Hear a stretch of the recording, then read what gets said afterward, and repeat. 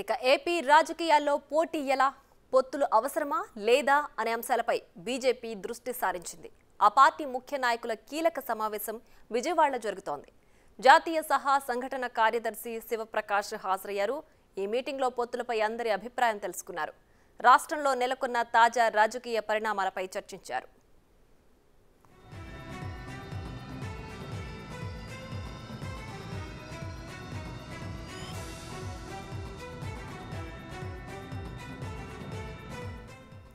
ఏపీలో వింత రాజకీయం నెలకొంది.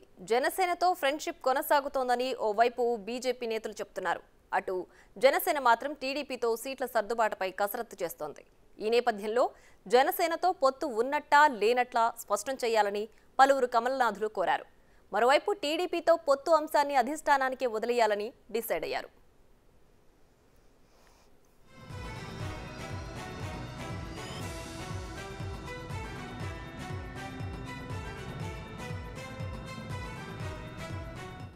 ఏపీ రాజకీయాల్లో పోటీ ఎలా, పొత్తులు అవసరమా లేదా అనే అంశాలపై బీజేపీ దృష్టి సారించింది. ఆ పార్టీ ముఖ్య నాయకుల కీలక సమావేశం విజయవాడలో జరుగుతోంది. జాతీయ సహా సంఘటన కార్యదర్శి శివప్రకాష్ హాజరయ్యారు. ఈ మీటింగ్లో పొత్తులపై అందరి అభిప్రాయం తెలుసుకున్నారు. రాష్ట్రంలో నెలకొన్న తాజా రాజకీయ పరిణామాలపై చర్చించారు.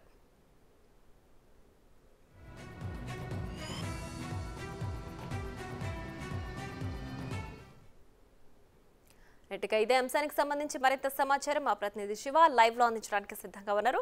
రైట్ శివ, చెప్పండి, ఏపీలో బీజేపీ రాజకీయ పరిస్థితులు ఏ విధంగా ఉన్నాయి, పూర్తి డీటెయిల్స్ ఏంటి?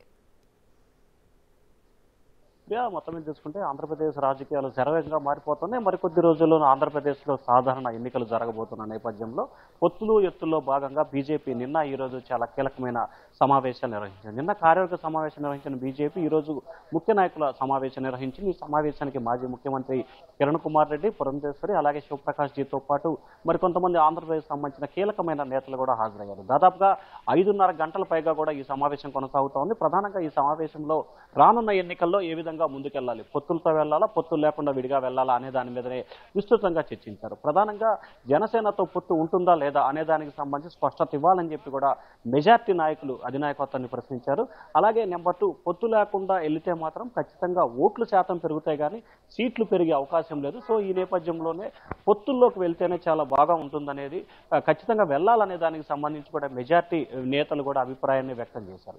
ఇక మరొక వైపు చూసుకుంటే కనుక తెలుగుదేశం పార్టీతో పొత్తు ఉందా లేదా అనే దానికి సంబంధించి కూడా స్పష్టత ఇవ్వాలని చెప్పి కూడా కోరినట్టు తెలుస్తా ఉంది. మెజార్టీ నాయకులు తెలుగుదేశం పార్టీతో పొత్తులో వెళ్లాలని చెప్పి కూడా ఒక సూచన కూడా చేసినట్టు తెలుస్తా ఉంది. సో ప్రధానంగా రానున్న ఎన్నికలు అంటే త్వరలో జరగబోతున్న ఆంధ్రప్రదేశ్ ఎన్నికల నేపథ్యంలో మార్చి ఏప్రిల్లో ఎన్నికలు జరగబోతున్నాయి ఆంధ్రప్రదేశ్లో. దీనికి సంబంధించి అధికార పార్టీకి సంబంధించి వైసీపీని దాదాపుగా గద్దె దింపే లక్ష్యంగా ఇటు కాంగ్రెస్ కానీ, ఇటు టీడీపీ కానీ, జనసేన, బీజేపీ అన్ని పార్టీలు కూడా, వామపక్షాలు ఇటన్నీ కూడా ఎవరికి వారు త్రిముఖ వ్యూహాన్ని అమలు చేస్తా ఉన్నారు. ఆ వ్యూహంలో భాగంగానే తాజాగా బీజేపీ ముఖ్య నాయకుల సమావేశం ఈరోజు దాదాపుగా 5.5 గంటల పైగా కూడా ఈ సమావేశం జరిగింది. ప్రధానంగా ఈ సమావేశం ఎజెండాకి సంబంధించి పొత్తులు ఉండాలా, సింగిల్ గా వెళ్లాలా అనే దానికి సంబంధించి మెజార్టీగా అభిప్రాయాలు సేకరించారు. పొత్తులో వెళ్లాలని చెప్పి ఎక్కువ మంది అభిప్రాయాన్ని వ్యక్తం చేశారు. అది కూడా తెలుగుదేశం పార్టీతో పొత్తుతో వెళ్లాలని చెప్పి కూడా ఈ రోజు పాల్గొన్న ముఖ్య నాయకులు మెజార్టీ సభ్యులు అభిప్రాయాన్ని వ్యక్తం చేశారు. ఏది ఏమైనా సరే ఖచ్చితంగా రానున్న వారం 10 రోజుల్లోనే దీనికి సంబంధించి స్పష్టత ఇవ్వాలని చెప్పి కూడా బీజేపీ నాయకులు అగ్రనాయకానికి